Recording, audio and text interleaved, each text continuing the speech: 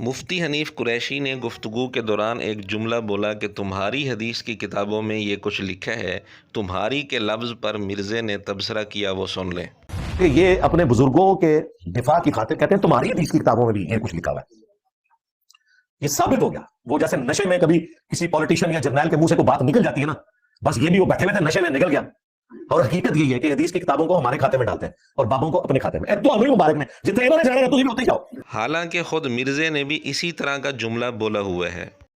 और मैं दलाइल आपकी किताबों से पेश कर रहा हूं। आप कह रहे हैं बुखारी कुरान के बाद सबसे अफजल किताब है, मैं बुखारी से हवाला दे रहा हूं, आप नहीं मान रहे। और मैं दलाइल आपकी किताबों से पेश कर रहा हूं। अब छोटे मिर्ज़े के अपने ही तबसरे के मुताबिक हम कहेंगे कि मिर्ज़ा नशे में बैठा था, ज़ुबान से ये बात निकल गई, और हकीकत यही है कि मिर्ज़ा बुखारी को अपनी किताब नहीं मानता, सिर्फ आड़ के तौर पर इस्तेमाल करता है, और जब नशे में बैठा होता है तो एतराफ़ भी कर लेता है।